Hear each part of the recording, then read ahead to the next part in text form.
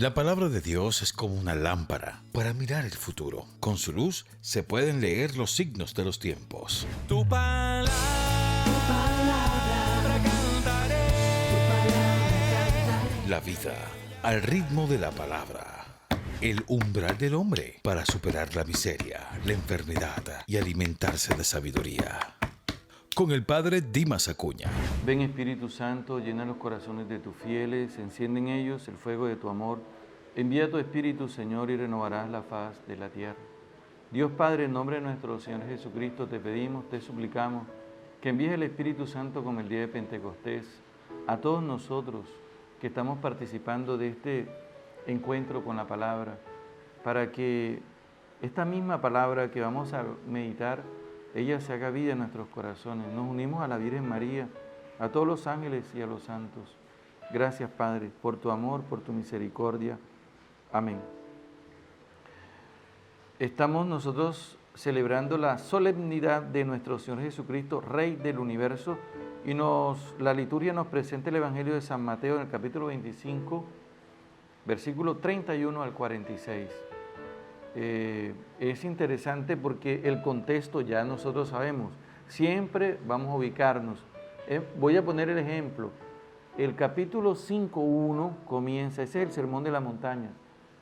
Ahí comienza en el 5.1 y termina en el capítulo 7.26. Dice, cuando Jesús terminó estos discursos. Todo ese es un bloque.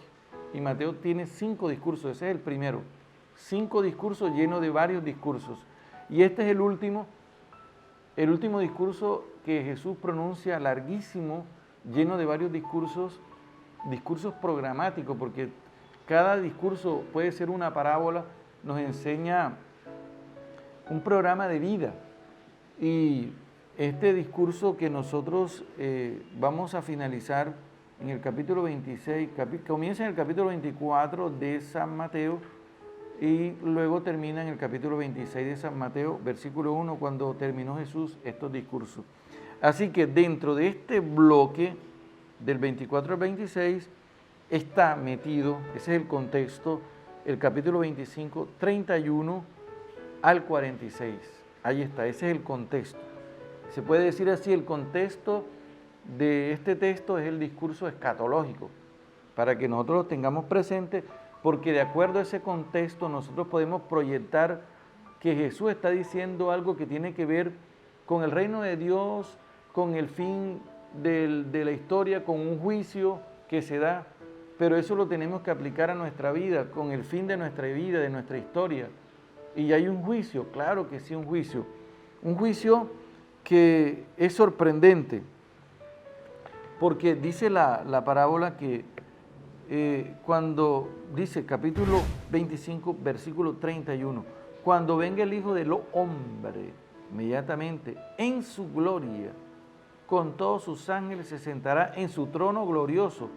Estas son imágenes tomadas del profeta Daniel 7, 14, porque ahí habla de la figura del Hijo del Hombre. Y ese Hijo del Hombre en Daniel tiene una característica y es su realidad divina y su realidad humana. Por eso se llama Hijo de Hombre. Cuando se menciona en las Sagradas Escrituras el Hijo del Hombre, está haciendo alusión precisamente a ese personaje que vive, que tiene, que es, que comunica esas dos realidades. Y Jesús la toma para sí, ese título. ¿Por qué? Porque Jesús es hombre y es Dios. Y eso es lo que nos quiere comunicar. Pero hay una característica. En su gloria, la manifestación de Jesús ya es en cuerpo glorioso, porque está proyectándose a la pasión, a la muerte y a la resurrección. La resurrección de Jesús es en su cuerpo glorioso. Y se sentará en su trono glorioso. Si usted lee Daniel 7, va a encontrar el trono de Dios, que es un trono glorioso. Y ahí está un anciano, está un personaje que es el Hijo del Hombre. En ese momento Jesús está haciendo alusión a esa experiencia del profeta Daniel. ¿Y qué va a pasar? vamos a coger el libro de Daniel en el capítulo 7, versículo 14, y usted va a encontrar cierta, ¿qué le digo? Cierta relación que nos ayuda mucho a comprender este juicio. Capítulo 7, aquí dice, y habla de las visiones de Daniel, que va del capítulo 7 al capítulo 12, y comienza en el versículo, miren lo que ustedes, capítulo 7, versículo 9, el anciano y el hijo del hombre. Mientras yo continuaba observando, alguien colocó unos tronos, ya inmediatamente, porque Jesús dice, sentado en su trono de gloria. Un anciano se sentó, sus vestiduras eran blancas como la nieve y sus cabellos como lana pura, su trono era llamas y el fuego se refiere al Espíritu Santo. Sus ruedas eran fuego ardiente, brotaba un río de fuego que salía delante de él. Ahí está, un río de fuego, llamas de fuego, se refiere a la presencia del Padre y ahora del Espíritu Santo. Ahora viene el Hijo.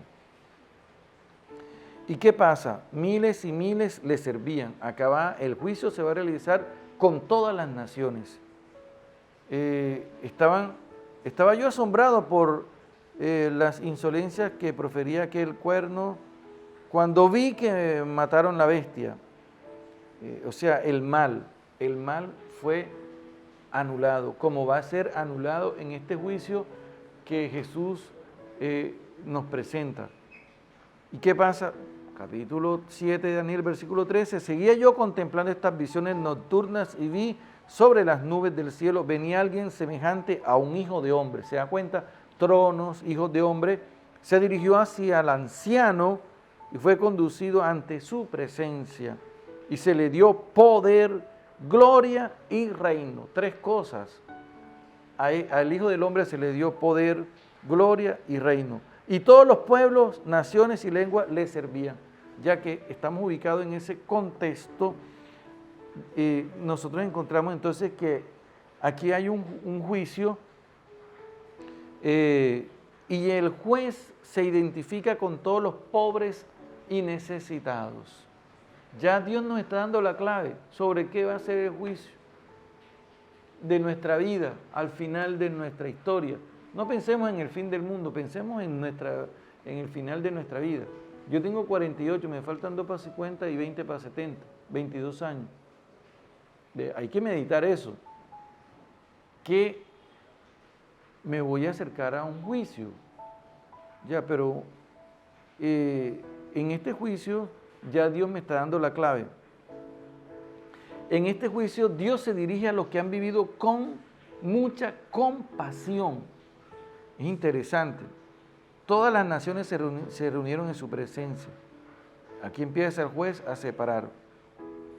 Y el juez, el rey, se centra en las personas que están a su derecha. Y hay una frase hermosa, dice, vengan benditos de mi Padre y reciban en herencia el reino que está preparado para ustedes desde el comienzo del mundo. O sea, esto existe desde que Dios creó el universo. Este reino, el reino de Dios, que consta de 3 cosas: justicia, paz y alegría. Dice Pablo en la carta a los Romanos, en el capítulo 14. Vamos a buscarlo inmediatamente para que lo tengamos en cuenta, y esto nos va a servir de una clave para interpretar nuestra vida, si estamos, una clave de discernimiento. Capítulo 14 de la carta a los Romanos, versículo 17, porque el reino de Dios no consiste en una comida o bebida, consiste en la justicia, paz y alegría que procede del Espíritu Santo. Ya lo dijimos. Mira, me encanta la alegría que procede del Espíritu Santo. Este dato yo lo había dicho en la reflexión anterior y citaba a Lucas 10:21, pero de ahora en adelante citaré esto es más fuerte, la alegría que procede del Espíritu Santo. Ya sabemos nosotros entonces que La justicia es no hacer trampa, no traicionar, no ser infiel, no hacer fraude. Puede ser en un examen en la universidad, fraude, no sé, electorales. Ustedes saben. Imagínense ustedes. Fraude en la tienda. A veces, yo recuerdo cuando estaba pequeño, que había una persona que tenía una tienda y siempre el peso y hacía fraude. Y ella pensaba que estaba en el reino de Dios, pero no está en el reino de Dios. Porque cuando tú haces una cosa mala, mira cómo es esta dinámica. Pierdes la paz y luego pierdes la alegría y ya no estás en el reino. Uno mismo se saca del reino. Bueno, ¿qué pasa? Entonces se dirige, tomen posesión del reino. O sea, el reino ya está en ti y eso lo hemos hablado bastante. Según Lucas capítulo 17, el reino de Dios está dentro de ti. Dios vive en ti. Y comienza el juicio. Tuve hambre, ustedes me dieron de comer. Tuve sed, ustedes me dieron de beber. Estuve fuera de mi padre y ustedes me alojaron.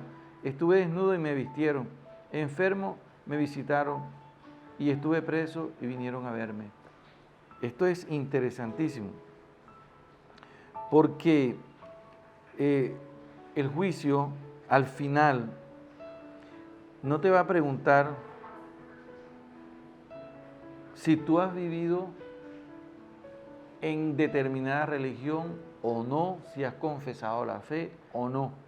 Mira esto, la fe es una relación con Dios que te lleva precisamente a realizar estas acciones. Porque tú estás viendo en estas personas la presencia de Dios. Esa es la fe. Y lo decisivo aquí, en este texto, es que tienes que vivir con compasión. A sentir compasión y actuar. Se diferencia la lástima porque la persona que siente lástima se lamenta por esa persona que tiene hambre. Ay, ojalá que alguien la ayude, pero no hace nada, la lástima. En cambio, el que siente compasión, como dice el Evangelio de Marcos 1:40, que Jesús sintió compasión y tocó al leproso. Como el buen samaritano, Lucas 10:33, que iba de camino, llegó junto a él y al verlo, tuvo compasión. Y lo primero que hace cuando siente compasión una persona es acercarse. Dice, vendó sus heridas, echó en ella aceite y vino, lo montó en su propia cabalgadura, lo llevó a una posada y cuidó de él. Así es. Después dice, el día siguiente sacó 2 denarios y se los dio al posadero diciendo, cuida de él y si gasta algo más te lo pagaré cuando vuelva. 7 acciones, fruto de la compasión, es decir, de sentir amor, el amor de Dios, dejarse llevar por ese amor que es el Espíritu Santo y actuar. Eso es. Fíjate que esta parábola es interesante porque aquí el Señor no pronuncia grandes discursos de justicia social, del amor. Aquí no se menciona ninguna palabra de esa, solamente te dice actúa, déjate llevar por la compasión.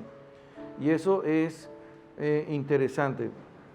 Y otra cosa que nos lleva como a concluir es que nosotros tenemos que ayudar a quien está necesitado, ayudarlo, pero moviéndote por ese amor de Dios. Porque aquí está la diferencia entre una ONG o una institución que hace obras buenas por los demás.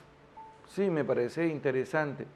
La diferencia está en que tú las haces por amor a Jesucristo, porque ves en los necesitados al Señor. Y otra cosa, que no solamente das, sino que el Señor, al dar, te hace participar de la alegría de Él. Esto es interesante porque tú dices, yo soy el que doy. No, espérate, es que Dios te da más, porque tú das algo y cuando tú das, el Señor te llena de alegría al dar. Esa es la recompensa. ¿Y sabes qué significa esa alegría? la plenitud del corazón. Cuando tú estás alegre, tú estás pleno en tu corazón. ¿Qué significa que estás pleno? Que no sientes ningún vacío, que no estás afectado interiormente por ninguna nostalgia, ninguna tristeza, sino que te sientes vivo y amado, pero por la presencia de Dios. Por eso no es simplemente dar una limosna. No. Es darnos a nosotros. Y de eso se trata. Ahora, el rey respondió: yo les aseguro que cada vez que lo hicieron con el más pequeño de mis hermanos, lo hicieron conmigo. Una identificación entre el rey y los necesitados. Oh, qué interesante. ¿Saben por qué? Porque Dios nos está dando una clave para que nosotros lo busquemos y lo encontremos precisamente en estos lugares que nos acaba de señalar Jesús. Es interesante porque a mí me gusta el Evangelio de Mateo, capítulo 5, versículo 8, dice: bienaventurados los limpios de corazón, porque ellos verán a Dios. Y tú inmediatamente te dices: ¿pero dónde lo voy a ver? Aquí te está dando la clave. Él se identifica con ellos. Si tú no tienes limpio el corazón, si yo, el Padre Dimas, no tengo limpio el corazón, estoy incapacitado para ver a Jesús. Porque la realidad de mis pecados, de mis injusticias, de mis trampas, de mis fraudes, no permiten que mi mirada profundice en el misterio de la presencia de Jesús, que se identifica con los más necesitados. Ahora, el texto continúa diciendo que a las personas que están, a los de la izquierda, les dice: aléjense de mí, malditos. ¿Y por qué malditos? Porque no se dejaron llevar por la compasión, sino actuaron con el mal. Y el mal fue quien se adueñó de sus corazones y los gobernó. Y no se arrepintieron de ese mal. Y dicen: vayan al fuego eterno preparado para el demonio. Y aquí está algo que me ayuda enseguida a reflexionar. El reino de Dios está preparado para nosotros desde el comienzo del mundo. Pero el fuego eterno no está preparado desde el inicio del mundo.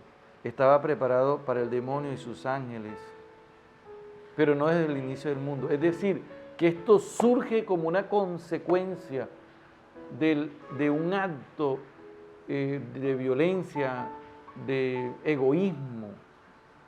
De ahí viene esa fuerza negativa, diabólica. ¿Y qué pasó? Que las personas no se dejaron llevar por ese amor. Y no hicieron el bien a las personas necesitadas que encontraron en el camino. Y vuelve nuevamente la misma pregunta. Cada vez que dejaron de hacerlo con el más pequeño, dejaron de hacerlo conmigo. Y esto irán al castigo eterno y los justos a la vida eterna. Dios los condenó. No los condenó. La parábola es clara. El mal tiene unas consecuencias y llega a su, no puedo decir a su perfección, porque el mal no es perfecto, pero el mal sí llega a su culmen, haciendo que la obra maléfica finalice su obra. Por lo tanto, cuando tú y yo sentimos compasión, lo que estamos experimentando es el llamado de Dios en nuestra vida. Y dejarnos llevar por ese amor es precisamente dejarnos conducir por la fuerza del Espíritu de Dios. Dice Pablo que todas las cosas van a desaparecer, pero la que va a permanecer es el amor. El amor. Y así lo dice en el 1 Corintios capítulo 13. Dice, primero en el capítulo 12, 31 dice: voy a mostrar un camino excelente. Y empieza a hablar el amor cristiano. Aunque yo hablara las lenguas de los hombres, de los ángeles, si no tengo amor, no soy nada. ¿Se da cuenta? Usted y yo. Y luego dice: el amor nunca pasará. Esto es lo que nos hace eternos a nosotros. Nunca pasará. Dice 1 Corintios 13, 8, el amor nunca pasará. Terminará el don de hablar de parte de Dios, el don de lengua. Cesará también el don de conocimiento profundo, porque ahora conocemos de manera imperfecta. Y luego dice que todo va a desaparecer. Ahora permanecen tres cosas, dice 1 Corintios 13, 13. La fe, la esperanza y el amor. Y agrega, pero la más excelente de todas es el amor. Y luego en 1 Corintios 14, 1 dice, busquen pues el amor. Busquen el amor. Porque dice, en cuanto a los demás dones, anhelen sobre todo el hablar en lengua, pero busquen sobre todo el amor. Ese es el camino perfecto y es el camino que nos lleva a la eternidad. Es la eternidad en nosotros. El amor es la presencia de Dios en nosotros. Si nosotros cantamos Dios es amor, la Biblia lo dice, Dios es amor, búscalo y verás. En el capítulo 4, versículo 8, primera de Juan, eso lo enseñaban antes. Así que el amor no se puede detener en nuestras vidas. El amor es la presencia de Dios. San Pablo tiene una frase hermosa en Romanos 5, 5 dice, el Espíritu Santo ha sido derramado en nuestros corazones. El amor de Dios ha sido derramado en nuestros corazones con el Espíritu Santo que se nos ha dado. Gracias, Señor. Gracias. Gracias por esta palabra que es luz para nuestros pasos. Amén. La palabra de Dios es como una lámpara para mirar el futuro. Con su luz se pueden leer los signos de los tiempos. Tu palabra cantaré. La vida al ritmo de la palabra. El umbral del hombre para superar la miseria, la enfermedad y alimentarse de sabiduría. Con el padre Dimas Acuña.